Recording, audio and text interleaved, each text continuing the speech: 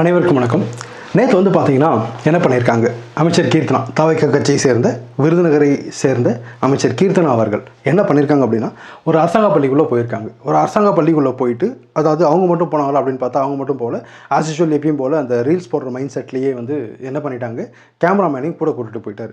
அந்த கேமராமேன் தான் பார்த்தீங்கன்னா இவங்களுக்கு மிகப்பெரிய ஆப்பா வச்சுருக்கானா அப்படின்னு பார்த்தீங்கன்னா மிகப்பெரிய ஆப்பா வச்சிருக்கான். என்ன நடந்துச்சு அப்படின்றத நம்ம பார்க்கலாம் டேரெக்டாக. ஸோ அவங்க ஸ்கூலுக்கு போய்ட்டு என்ன பண்ணியிருக்காங்க, அங்கே ஆஸ் யூஷுவல் இன்ஸ்பெக்ஷன் பண்ண போகிறதா அவங்க சொல்லிவிட்டு டேரெக்டாக போய்ட்டு அந்த ஸ்கூலில் இருக்க ஸ்டூடெண்ட்ஸ், ஒரு சின்ன குழந்தை, ஒரு பெண் குழந்தை ஒன்று வந்து அங்கே படிச்சுட்டு இருந்திருக்கு.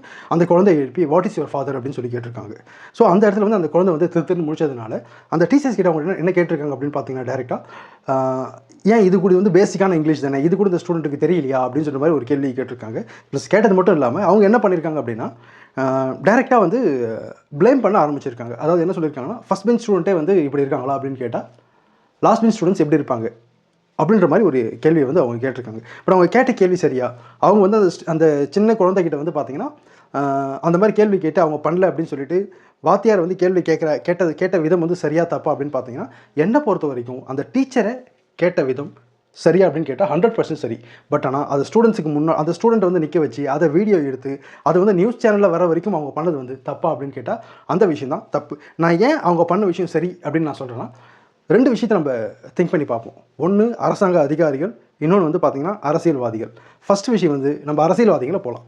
இப்போ உதாரணத்துக்கு சொல்ல போனோம் அப்படின்னா, ஒருத்தர் எம்எல்ஏவாக இருக்கார், ஒருத்தர் வந்து எம்பியாக இருக்காங்க அப்படின்னா அவங்களுடைய டென்யூர் பீரியட் வந்து பார்த்திங்கன்னா 5 வருஷம் தான். அந்த 5 வருஷம் தான் அவங்களுக்கு சம்பளம் வரும். அதுக்கப்புறம் அவங்களுக்கு வந்து பார்த்திங்கன்னா பென்ஷன் தான் வரும். அவங்க பசங்களை அரசாங்க பள்ளியில் சேர்க்க முடியுமா அப்படின்னு கேட்டால் தாராளமாக சேர்க்கறதுனா சேர்க்கலாம், பிரச்சனை கிடையாது. பட் அதில் இருக்க நடைமுறை சிக்கல் என்ன அப்படின்னு நான் சொல்ல வரேன். இப்போ ஃபார் எக்ஸாம்பிள் ஒருத்தவங்க அமைச்சராக இருக்காங்க, ஒரு எம்எல்ஏவாக இருக்காங்க அப்படின்னா அவங்களுக்கும் சொல்லிட்டு எதிர்கட்சிக்காரன் இருப்பான், நிறைய பேர் வந்து போட்டியாளர்கள் இருப்பாங்க, எதிரிகள் வந்து நிறைய பேர் இருப்பாங்க. ஸோ அதுக்காக அரசாங்க பள்ளியில் வந்து சேஃப்டி இல்லையா அப்படின்னு கேட்டால் கண்டிப்பாக சேஃப்டிலாம் இருக்குது. பட் ப்ரைவேட் ஸ்கூலில் இருக்கிற அளவுக்கு சேஃப்டினஸ் இருக்கா அப்படின்னு பார்த்தா கண்டிப்பாக அது வந்து குறைவாக தான் இருக்குது. பட் அதை இன்க்ரீஸ் பண்ணலாமா அப்படின்னு கேட்டால் இன்க்ரீஸ் பண்ணி தான் ஆகணும். பட் அது எல்லாமே வந்து இப்போ அரசாங்க பள்ளியில் பண்ணிகிட்டு இருக்காங்கன்னு கேட்டால் பண்ணிட்டு தான் இருக்காங்க. பட் உடனடியாக பண்ண முடியுமான்னு கேட்டால் உடனடியாக பண்ண முடியாது. It will take some more time. But அதனால் அங்கே வந்து அவங்க வந்து படிக்க வைக்கிறதுக்கான வாய்ப்புகள் வந்து பார்த்திங்கன்னா மிக மிக வந்து குறைவு அப்படின்னே நம்ம வந்து சொல்லலாம். பட் அதுவே ஒரு அரசாங்க ஊழியர் இருக்கார் அப்படின்னா அந்த அரசாங்க ஊழியர், உதாரணத்துக்கு சொல்ல போனோம் அப்படின்னா கவர்மெண்ட் ஸ்கூல் டீச்சர்ஸாக இருக்கட்டும், ஒரு பிடிஓ ஆஃபீஸில் ஒர்க் பண்ணுறவங்களாக இருக்கட்டும், விஏஓவாக இருக்காங்க பார்த்தீங்களா, அவங்களா இருக்கட்டும். ஸோ அவங்களுடைய பசங்களை எங்கே சேர்க்குறாங்க அப்படின்னு பார்த்தீங்கன்னா ப்ரைவேட் ஸ்கூலில் தான் சேர்க்குறாங்க. காரணம் என்ன அப்படின்னு பார்த்தீங்கன்னா, அரசாங்க பள்ளியில் எஜுகேஷன் நல்லா இருக்காது அப்படின்றது தான் வந்து மோஸ்ட் ஆஃப் த கவர்மெண்ட் ஸ்டாஃப்ஸோடைய எண்ணம். இதை நான் ஏன் அவங்க மேலே வந்து டேரெக்டாக நான் குற்றச்சாட்டு வைக்கிறேன் அப்படின்னா, அவங்கள பொறுத்த வரைக்கும் அவங்களுக்கு அரசாங்கத்தில் சம்பளம் வேணும், ப்ளஸ் அவங்களுக்கு டிஏ 6 மாதத்துக்கு ஒரு தடவை ஏற்றி ஆகணும், ப்ளஸ் அது மட்டும் இல்லாமல் ஓய்வுக்கு ஊதியம் வேணும். அதாவது ஓய்வூதியம் அப்படின்னு சொல்லுவாங்க. அந்த மாதிரி இதை வந்து நம்ம ஓய்வூதியம் அப்படின்னு சொல்கிறத விட என்னை பொறுத்த வரைக்கும் ஓய்வுக்கு ஊதியம். அதாவது எப்படின்னா 60 வருஷம் வேலை பார்த்துட்டாங்க, அதுக்கான சம்பளமும் கரெக்டாக வாங்கிட்டாங்க, அதுக்கான பெனிஃபிட்ஸ் என்ன தேவையோ அதையும் அவங்க கரெக்டாக வாங்கிட்டாங்க. ஆனால் 60 வருஷம் வேலை முடிஞ்சதுக்கப்புறம் அவங்க என்ன பண்ண போகிறாங்க, அவங்க ஏதாவது பிஸ்னஸ் பண்ணலாம், அதில் வர இன்கம் வச்சு கூட அவங்க வந்து வாழலாம், பிரச்சனை கிடையாது. ஆனால் அவங்க அதெல்லாம் வந்து பண்ணாலும் அவங்க எதிர்பார்க்குற ஒரே விஷயம் என்னென்னா ஓய்வுக்கு ஊதியம். 60 வருஷத்துக்கு அப்புறம் 60 வயசுக்கு அப்புறம் நாங்கள் என்ன பண்ணுறது, எங்களுக்கு வந்து இன்கம் வந்து ப்ராப்பராக இருக்காது, எங்களோட ஃபேமிலியை நாங்கள் ரன் பண்ணணும், எவ்வளோ நாள் நாங்கள் வந்து ஒரு ரெப்புடேஷனோட வாழ்ந்துட்டோம், இதுக்கப்புறம் நாங்கள் ஒரு ரெப்புடேஷனோட வாழணும் அப்படின்ற ஒரே காரணத்துக்காக அவங்க கடைசியாக வாங்கின சம்பளத்துலேருந்து அவங்களுக்கு வந்து பார்த்திங்கன்னா ஒரு 50% வந்து போனஸ் அப்படின்னு சொல்லலாம். இப்போ உதாரணத்துக்கு சொல்ல போனோம் அப்படின்னா ஒரு கவர்மெண்ட் ஸ்கூல் டீச்சருடைய சம்பளம் அவங்க ரிட்டைர்மெண்ட் ஆக பார்த்து எனக்கு தெரிஞ்சு மேக்ஸிமம் வந்து எப்படி பார்த்தாலும் ஒரு 1.5 லட்ச ரூபாய்க்கு மேலே தான் இருக்கும். நான் கரண்ட்டாக இப்போ இருக்கிற ஸ்டேஜ் வச்சு சொல்கிறேன். அவங்க எப்படி பார்த்தாலும் ஹெட் மாஸ்டர் ஆகிடுவாங்க. ஹெட் மாஸ்டர்லாம் ஆகிட்டாங்க அப்படின்னா எனக்கு தெரிஞ்சு வந்து most of the teachers head master ஆகிடுவாங்க. இப்போ ஹெட் மாஸ்டர் ஆகிட்டாங்க அப்படின்னா ஒரு 2 லட்சத்தை கூட தொடர்றதுக்கு சான்சஸ் நிறையா இருக்குது. அப்போ ஒரு 2 லட்சம் 60 வருஷம் தொடராங்க அப்படின்னா அதுக்கப்புறம் அவங்களுக்கு 1 லட்ச ரூபா ஓய்வுக்கு ஊதியம் கொடுக்கணும். கரெக்டாக? இது எல்லாமே வேணும்னு எதிர்பார்க்குற கவர்மெண்ட் எம்ப்ளாயிஸ், நான் எல்லாரையும் தான் சேர்த்து சொல்கிறேன், டீச்சர்ஸை மட்டும் கிடையாது, இன்க்ளூடிங் டாக்டர்ஸையும் சேர்த்து சொல்கிறேன், ஸ்டாஃப் நர்ஸையும் நான் சேர்த்து சொல்கிறேன். இவங்க எல்லாரும் என்ன பண்ணணும், என்ன பண்ணுறாங்க அப்படின்னா கவர்மெண்ட் ஸ்கூலில் அவங்களுடைய பசங்களை சேர்க்காம ப்ரைவேட் ஸ்கூலில் சேர்க்குறாங்க. உதாரணத்துக்கு சொல்லலாம் அப்படின்னா அரசாங்க சம்பளம் இனிக்குது, அரசு பள்ளி அவங்களுக்கு கசக்குது. இவங்க என்ன பண்ணணும் அப்படின்னா, இப்போ கவர்மெண்ட் வந்து இந்த மாதிரி என்ன பிரச்சனை அப்படின்னு பண்ணி ஐடென்டிஃபை பண்ணி அரசாங்க ஊழியர்களை என்ன பண்ணணும், அதில் வந்து சேர்க்க வைக்கணும். சேர்க்க வச்சாதான் அவங்களுக்கு ஒரு தாட் வரும், நம்ம பசங்களும் இந்த ஸ்கூலில் தான் படிக்கிறாங்க. அதுக்காக வந்து நான் திரும்பவும் சொல்கிறேன், கவர்மெண்ட் ஸ்கூலில் இருக்க எல்லாருமே நான் தப்புன்னு சொல்ல மாட்டேன், 90% ஆஃப் பீப்புள்ஸ் அப்படி தான் இருக்காங்க. அவங்க பசங்களை யாரெல்லாம் ப்ரைவேட் ஸ்கூலில் சேர்த்துருக்காங்களோ அவங்களுக்குலாம் அந்த கவர்மெண்ட் ஸ்கூல் மேலே நம்பிக்கை இல்லாதவங்க, நான் சொல்கிறவங்க ஒன்லி அரசு ஊழியர்களை மட்டும்தான். ஸோ இதில் அவங்க பண்ண தப்பு. கீர்த்தனா வந்து கேட்ட கேள்வி எல்லாமே அப்படின்னு பார்த்தீங்கன்னா சரிதான், பட் அந்த ஸ்டூடெண்ட்டை ப்ளேம் பண்ணியிருக்கக்கூடாது. அந்த டீச்சரை கிழிச்சு தொங்க விட்டுருந்தாங்க அப்படின்னா கூட அவங்களுக்கு நான் சப்போர்ட் பண்ணுவேன். என்ன கேட்டிருக்கணும் அப்படின்னு அந்த இடத்துல, உங்கள் பசங்க எந்த ஸ்கூலில் படிக்கிறாங்க, எந்த ஸ்கூலில் படித்தாங்க அப்படின்னு கேள்வி கேட்டிருக்கணும். அவங்கக்கிட்ட நீங்கள் பணம் கட்டி படிக்க வைக்கிற ஸ்கூலில் இந்த அளவுக்கு டீச்சிங் சரியில்லை அப்படின்னா, அங்கே இருக்கிற 50 ஸ்டூடெண்ட்ஸ் ப்ரைவேட் ஸ்கூலில் ஃபார் எக்ஸாம்பிள் இருக்கிறாங்க, 49 பேர் நல்லா இங்கிலீஷ் பேசுகிறாங்க. ஒருத்தவங்க உங்கள் பையனாக இருந்தால் நீங்கள் இப்படி தான் இருப்பீங்களா அப்படின்னு நாக்கப்படுங்கிற மாதிரி 4 வார்த்தை கேட்டிருந்தாங்க அப்படின்னா அது சரியான விஷயமா இருந்திருக்கும். பட் அதை விடுத்து அந்த குழந்தையை நிற்க வச்சு அசிங்கப்படுத்தி, ப்ளஸ் லாஸ்ட் பெஞ்ச் எப்படி இருக்கும் அப்படின்னு சொல்லி கேவலப்படுத்தி இதெல்லாம் பேசுறது சரியா அப்படின்னு பார்த்தா இது எல்லாமே அவன் பேசுறது மிக மிக தவறான விஷயம். பட் நான் ஏன் இதை திரும்ப வந்து நான் கவர்மெண்ட் எம்ப்ளாய் ப்ளேம் பண்ணுறேன் அப்படின்னு நான் என்றைக்குமே சொல்ல மாட்டேன். அவங்க சர்வீஸ் பண்ணுறாங்க, அவங்களுக்கு ஓய்வூதியம் கொடுக்கணுமா அப்படின்னு கேட்டால் ஓய்வூதியம் கண்டிப்பாக கொடுக்கணும். அது அவங்க எதிர்பார்க்குற விஷயம். அது வந்து கவர்மெண்ட் கிட்ட நம்ம விட்டுடலாம். பட் ஆனால் அவங்க பசங்களை ஏன் கவர்மெண்ட் ஸ்கூலில் சேர்க்க மாட்டுறாங்க அப்படின்றது தான் என்னுடைய கேள்வி. இப்போ உதாரணத்துக்கு சொல்ல போனோம் அப்படின்னா, ஒரு 2 வருஷத்துக்கு முன்னாடி ஒரு பையன் நீட்டில் இந்தியாவில் ஃபஸ்ட்டு வந்தான். அரசு பள்ளி, அப்பா அம்மா இது எல்லாமே சொல்லியிருந்தான். அவங்க அப்பா அம்மா அரசு பள்ளியில் வேலை செய்கிறவங்க. அந்த பையன் வந்து இங்கே இந்தியாவில் வந்து ஸ்டேட் ஃபஸ்ட்டு வந்த காரணத்தால் எல்லாருமே கொண்டாடினாங்க. பட் ஆனால் ரியல் ஃபேக்ட் என்ன அப்படின்னா, அவங்க பையனை அவங்க எங்கே படிக்க வச்சுருக்காங்கன்னா, வேலம்மாள் அப்படின்னு சொல்லிட்டு ஒரு இன்டர்நேஷனல் ஸ்கூல் இருக்குது. அது எல்லாருக்குமே உங்களுக்கு தெரியும். அங்கே தான் கிட்டத்தட்ட 20 லட்ச ரூபா செலவு பண்ணி அவனை படிக்க வச்சு அவனை நீட் எக்ஸாமில் கிளியர் பண்ண வச்சுருக்காங்க. இதை யாரால் பண்ண முடியும் அப்படின்னு பார்த்தீங்கன்னா, இந்த மாதிரி கவர்மெண்ட் ஸ்டாஃப்ஸாக இருக்கவங்க தாராளமாக பண்ணலாம். பட் இந்த மாதிரி கவர்மெண்ட் ஸ்கூலில் படிக்கிற பசங்களுடைய பேரண்ட்ஸ்க்கு இந்த அளவுக்கு வருமானம் இருக்குமா அப்படின்னு கேட்டால் இந்த அளவுக்கு வருமானம் இருக்காது.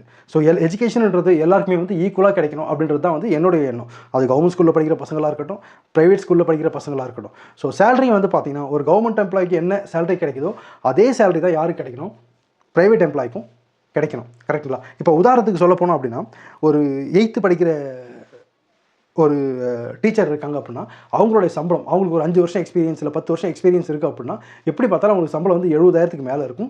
நான் சொல்கிறது கவர்மெண்ட் எம்ப்ளாயி டீச்சர்ஸ்க்கு. அதுவே ப்ரைவேட் எம்ப்ளாயி டீச்சர்ஸ் இருக்காங்க பார்த்தீங்களா, அந்த ப்ரைவேட் எம்ப்ளாயி டீச்சர்ஸோட சேலரி எவ்வளோ இருக்குன்னு பார்த்தீங்கன்னா, எனக்கு தெரிஞ்சு 30,000 ரூபா இருந்தாலே பெரிய விஷயம். அதுவும் நான் சொல்கிறது சிபிஎஸ்சியில் மட்டும்தான் இருக்கும்.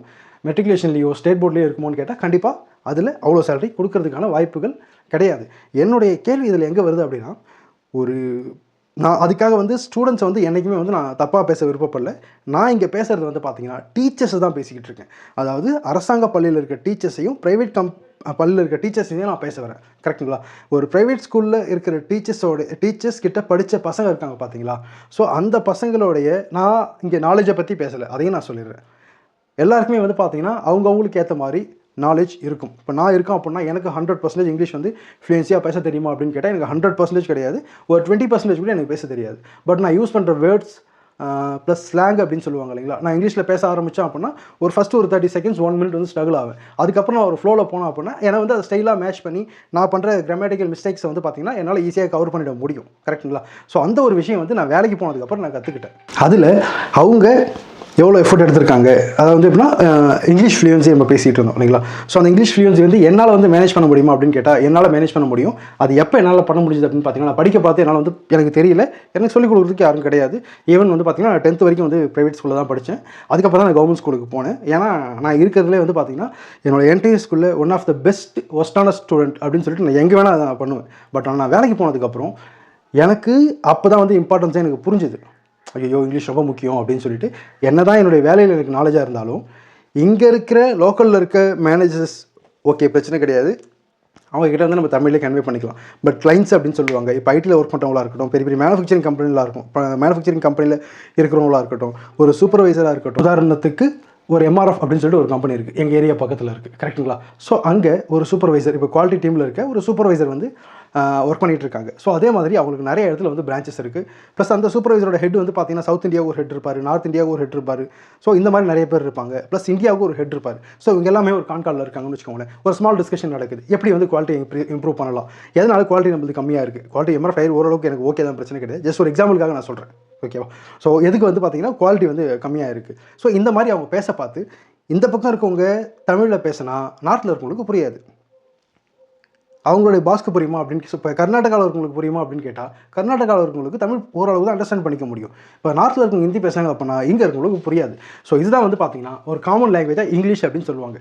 ஸோ அந்த இங்கிலீஷ் வந்து பார்த்தீங்கன்னா முக்கியமாக அப்படின்னு கேட்டால் கண்டிப்பாக முக்கியம். இப்போ நான் இருக்கேன் அப்படின்னா என்னால் வந்து நான் ஒரு அரைக்கோட இங்கிலீஷை வச்சு என்னால் அதை மேனேஜ் பண்ண முடியுமான்னு கேட்டால் நான் மேனேஜ் பண்ணிவிடுவேன். என்ன மாதிரி எல்லாராலுமே பண்ண முடியுமா அப்படின்னு கேட்டால் தெரியாது. ஸோ அப்போ இங்கிலீஷ் ஃப்ளூயன்சி வேணுமா அப்படின்னு கேட்டால் கண்டிப்பாக வேணும். பட் அதை வந்து அந்த சின்ன பசங்ககிட்ட நம்ம எதிர்பார்க்க முடியுமா அப்படின்னு கேட்டால் கண்டிப்பாக எதிர்பார்க்க முடியாது. அது என்ன ஃபஸ்ட் பெஞ்சு லாஸ்ட் பெஞ்ச் அப்படின்னு சொல்லிட்டு நான்லாம் மொத்தம் 2 பெஞ்ச் இருக்குது அப்படின்னா ஃபஸ்ட் பெஞ்ச் வந்து நல்லா படிப்பான், 2வது பெஞ்சில் இருக்கும் ஒழுங்காக படிக்க மாட்டான்னு அர்த்தமா அப்படின்னு கேட்டால் அர்த்தம் கிடையாது. நான்லாம் வந்து 11th 12th வந்து பார்த்தீங்கன்னா லாஸ்ட் பெஞ்சில் தான் படித்தேன். லாஸ்ட் பெஞ்சில் படித்து நான் பாஸ் ஆகிருக்கேன். லாஸ்ட் பெஞ்சில் என் கூட இருந்த ஒரு 4 பசங்க, ஒருத்தன் வந்து பார்த்தீங்கன்னா முத்தூட் அப்படின்னு சொல்லிட்டு ஒரு கம்பெனியில் வந்து ரீஜனல் மேனேஜர்னால் ஒரு பர்டிகுலர் ஜோன் அப்படின்னு சொல்லுவாங்க, ஜோனல் மேனேஜராக இருக்கான். இன்னொரு பையன் வந்து பார்த்தீங்கன்னா சினி இண்டஸ்ட்ரியில் வந்து கேமராமேனாக இருக்கான். இன்னொரு பையன் வந்து பார்த்தீங்கன்னா சொந்தமாக பிஸ்னஸ் பண்ணிகிட்டு இருக்கான். இன்னொரு பையன் ஃபாரினில் செஃப்பாக இருக்கான். இது எல்லாம் 5 பேருமே வந்து பார்த்தீங்கன்னா 4 பேர் தான் அந்த சேரில் உட்கார முடியும், இருந்தாலும் 5 பேர் அட்ஜஸ்ட் பண்ணி உட்காருவோம். இதில் இருக்க இந்த 5 பேர் வந்து பார்த்தீங்கன்னா ஓரளவுக்கு நல்லா தான் செட்டில் ஆகிருக்கும். நான் ஒரு பிஸ்னஸ் பண்ணிகிட்டு இருக்கேன், இப்போ யூடியூப் சேனலும் ரன் பண்ணிகிட்டு இருக்கேன், இன்னொரு பிஸ்னஸும் ஸ்டார்ட் பண்ணணும் ஒரு ஐடியா இருக்குது. அதுவும் நான் பண்ண தான் போகிறேன் கண்டிப்பாக. அதில் வந்து மாற்று கருத்தே கிடையாது. ஸோ லாஸ்ட் பெஞ்சில் இருக்கிறதுனால அவங்களுக்கு நாலேஜ் இல்லை அப்படின்னு நினச்சிங்க அப்படின்னா உங்களை மாதிரி ஒரு முட்டாள் யாருமே இருக்க முடியாது. உடனே அதுக்காக நான் அமைச்சர் வந்து முட்டாள் சொல்கிறீங்களா அப்படின்னு கேட்காதீங்க. இதுக்கு முன்னாடி ஆதவ அர்ஜுனா சென்னையில் அஜித் குமார் அப்படின்னு சொல்லிட்டு ஒரு லாக்அப் டெத் ஆகிட்டார். அவர் கண்டித்து பேச பார்த்து முதலமைச்சரே முட்டாள் முதல்வர் தான் அப்படின்னு சொன்னார். ஸோ அதனால் அவர் சொல்கிற வழியில், அதாவது அவரோட வழியில் நம்ம அதை சொல்லாமா அப்படின்னு கேட்டால் தாராளமாக நம்ம சொல்லலாம், தப்பு கிடையாது என்னை பொறுத்த வரைக்கும். ஸோ இவங்க இந்த மாதிரி வந்து அந்த ஸ்டூடெண்ட்ஸை ப்ளேம் பண்ணுறதுக்கு பதில் அந்த டீச்சர்ஸை ப்ளேம் பண்ணணும். டீச்சர்ஸை கேள்வி கேட்கணும். ப்ளேம் சொல்கிறத விட கேள்வி தான் கேட்கணும். அந்த கேள்வியை கேட்குறதோடு நிறுத்தாமல் நீங்கள் உங்களுக்கு தைரியம் இருந்துச்சு அப்படின்னா, உண்மையாகவே உங்களுக்கு கட்ஸ் இருந்துச்சு அப்படின்னா, நீங்கள் உண்மையாகவே ஊழல் ஒழிக்க தான் வந்தீங்க அப்படின்னா, நீங்கள் உண்மையாகவே நீங்கள் பண்ணுறது எல்லாமே விளம்பர வெறிக்காக நான் பண்ணலை, நான் சமுதாயத்துக்கு நல்லது பண்ணணும் அப்படின்னு நினச்சி நீங்கள் மினிஸ்டராக இருந்து இதெல்லாமே நீங்கள் பண்ணுறீங்க அப்படின்னா, உங்களுடைய முதலமைச்சர்கிட்ட நீங்கள் கோரிக்கை வச்சு அரசாங்கத்தில் வேலை செய்யணும் அப்படின்னா அவங்களுடைய வீட்டு பசங்க வாரிசுகள் அரசாங்க பள்ளியில் தான் படிக்கணும் அப்படின்னு சொல்லிட்டு ஒரு சட்டத்தை உங்களுக்கு கொண்டு வர வக்கு இருக்கா அப்படின்ற கேள்வியை நான் உங்ககிட்ட கேட்குறத விட நீங்கள் உங்களுடைய முதலமைச்சர்கிட்ட கேளுங்க. இந்த மாதிரி அரசாங்கத்தில் எவ்வளோ சம்பளம் வாங்குறாங்க, அவங்க ஓய்வுக்கும் ஊதியம் கேட்குறாங்க, அதையும் நம்ம கொடுக்குறோம். இது எல்லாமே நம்ம கொடுத்தது போக நம்ம அவங்கக்கிட்ட என்ன கோரிக்கை வைக்கிறோம் அப்படின்னா, அவங்கள வந்து 8 மணி நேரம் வேலைக்கு நம்ம 16 மணி நேரம் வேலை செய்ய சொல்லலை.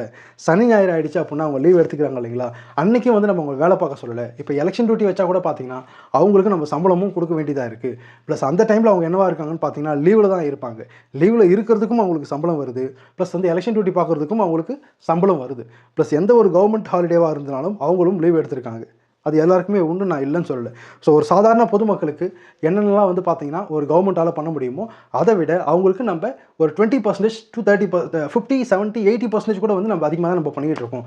ஸோ அதனால் அவங்கக்கிட்ட பேசி நம்ம இதை பண்ண வைப்போம் அப்படின்னு சொல்லிட்டு நீங்கள் உங்களுடைய முதலமைச்சர்கிட்ட, நம்மளுடைய தமிழ்நாட்டுடைய முதலமைச்சர் திரு விஜய் அவர்கள்ட்ட பேசி இந்த சட்டத்தை கொண்டு வந்தீங்க அப்படின்னா நீங்கள் உண்மையாகவே சேவை செய்ய வந்தவங்க. இதை நீங்கள் பண்ணலை அப்படின்னா நீங்களும் ரீல்ஸ் போட தான் வந்தீங்க அப்படின்னு சொல்லி இந்த வீடியோவை நான் முடிக்கிறேன். அடுத்த வீடியோவில் பார்க்கலாம். பை.